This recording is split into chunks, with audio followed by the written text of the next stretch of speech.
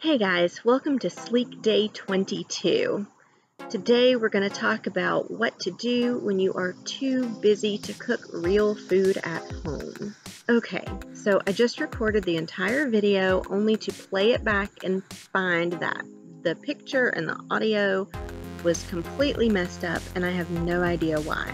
So fingers crossed that this time everything takes the way it should and I can get this video up for you guys.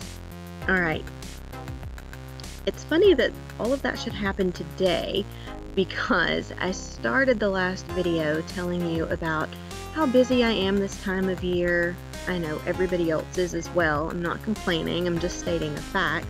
And how instead of setting up my good camera and doing my hair and my makeup for these videos, I've started waking up, grabbing coffee, and coming out here to record because I've got to get so many things done that I don't have time to do a really nice setup for these videos. And then the video didn't record correctly and I'm having to redo it. Anyway, it's not a big deal. I know you guys understand what it's like to be so busy, especially during the school year, that you just don't have time to cook real food at home. But eating a real food diet and preparing your own food at home is a crucial part of healthy living and weight maintenance. So I've got some tips to share with you that have worked for me to help me be able to cook real food at home. So the great news about me having to redo this video again is that everything I'm talking about in this video you can find on my blog at oursmallhours.com. I've got a link to an article that I wrote that outlines everything that I'm about to tell you.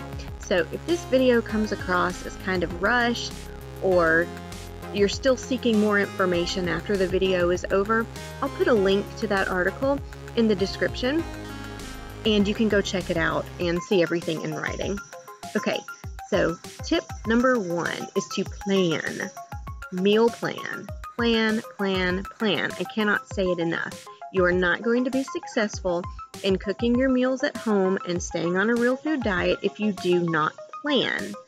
So, meal planning is crucial. If you are new to a real food diet, my suggestion is to check out Real Plans. When I first started a real food diet and I was still sort of like shaky on, is this actually real food? Like, what can I substitute? Like, this recipe I love, but it has ingredients in it that I know are not real food ingredients. What can I substitute? And nobody has time for that if you're already busy. And you'll probably give up a real food diet before you've really gotten started. So what Real Plans does is essentially says, hey, here's what you eat. And it gives you a grocery list and it plans all of your meals for you. It's customizable based on your dietary preferences. So if you're vegan or if you're paleo or if you're primal or if you're vegetarian or if you're gluten-free or dairy-free, whatever sort of diet you follow, Real Plans has got an option for that diet. So I highly suggest that if you're just starting out with a real food diet, or if you just like to have things planned for you, you don't want to take the time to search out your own recipes, or you don't have the time to search out your own recipes, check out Real Plans, and I'll put a link to that in the description below. What I currently use now that I'm very comfortable with switching ingredients and I know what constitutes real food, I like to go on Pinterest and pick out my own recipes, or search around the web and pick out my own recipes, or even add in some recipes that I've created, and I do that with Plan to Eat.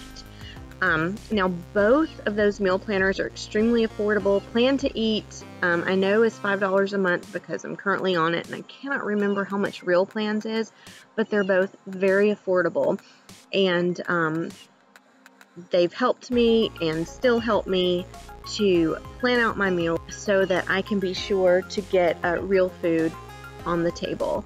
Now within that planning, be sure that you plan some leftover nights. You don't have to cook every single night of the week unless you're making super small portions or you have a really large family. So we're a family of 5. I cook about every other night, sometimes 2 nights in a row if what I'm making doesn't have any leftovers, but most of the recipes I find leave us with leftovers. Okay, so tip number 2 is to use once a month or once a week cooking. Now, I don't do this anymore because I work from home and I'm here, but when I worked outside of the home, I found that once a month or once a week was what I typically used. Once a month or once a week cooking was vital for me to be able to get food on the table. So it's batch cooking. You spend a couple of hours either once a week or once a month prepping everything, freezing the ingredients, and then you just pull stuff out of the freezer and go, and you're ready. So I've got a couple of great resources that I'll list as well in the description box below for you to check out to get started with once a month or once a week cooking. Okay, tip number 3, use convenience foods. Now, I'm not talking about, boxed macaroni and cheese or condensed soup. I'm talking about make room in your budget, if you possibly can, for healthier versions of convenience foods. Now, this could even be like vegetables that are already chopped, or it could be some version of a healthier soup that maybe doesn't have as much sodium or has like all real food ingredients. Keep those things on hand. So convenience foods are not a terrible thing as long as the ones that you get are generally healthy and as long as they don't make up the bulk of what you eat. That leads me into tip number 4, and that is to practice the 80-20 principle. Your diet does not have to be perfect.